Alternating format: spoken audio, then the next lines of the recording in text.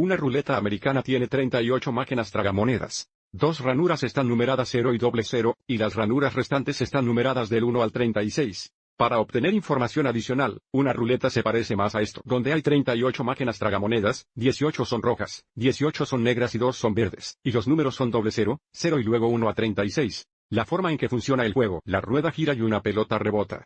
Cuando la rueda se ralentiza, una bola cae en una de las ranuras, lo que determina quién gana y quién pierde.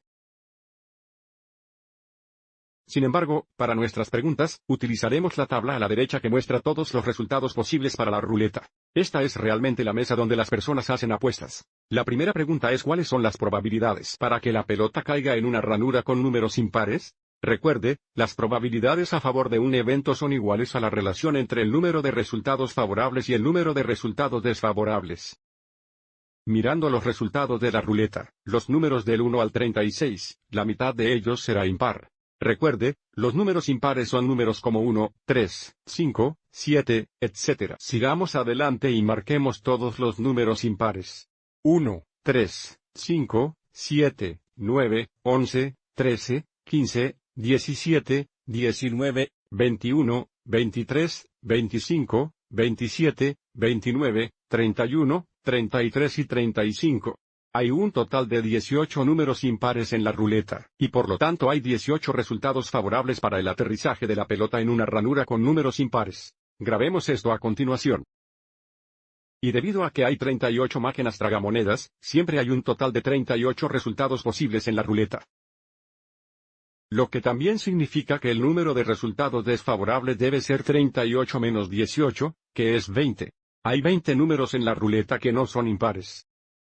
Y ahora, para encontrar las probabilidades de que la pelota caiga en una ranura con números impares, nuevamente, esta es la relación entre el número de resultados favorables y el número de resultados desfavorables, que será de 18 a 20. Pero primero escribamos la razón en forma de fracción porque podemos simplificar las razones al igual que las fracciones. Entonces 18 y 20 comparten un factor común de 2. Para simplificar la relación, dividimos ambos por 2.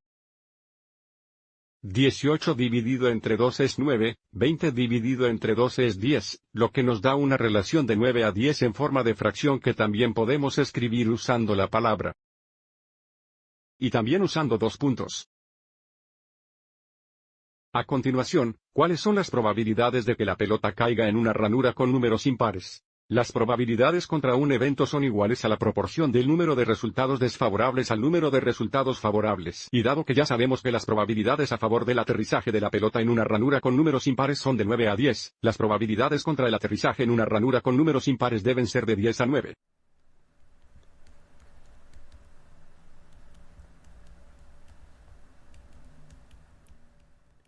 La relación original habría sido de 20 a 18, lo que nuevamente se simplificaría a 10 a 9. Luego, ¿cuáles son las probabilidades de que la pelota caiga en la ranura 0 o 00? Volviendo a la tabla, solo hay dos resultados favorables que obtienen un 0 o un 00. Entonces, tenemos dos resultados favorables, de nuevo, de un total de 38 resultados. Y, por lo tanto, el número de resultados desfavorables o las ranuras que no son 0 o 00 son 36, que también podemos encontrar restando 2 de 38. Por lo tanto, las probabilidades a favor de que la pelota caiga en la ranura 0 o 00 son de 2 a 36. Nuevamente, la relación entre el número de resultados favorables y el número de resultados desfavorables. Pero de nuevo, observe cómo esta relación se simplifica. Ambos comparten un factor común de 2. Y, por lo tanto, las probabilidades simplificadas son de 1 a 18.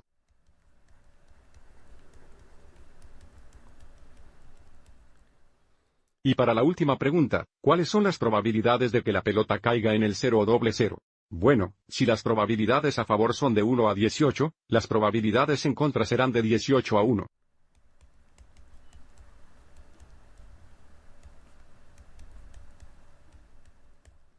Espero que hayas encontrado esto útil.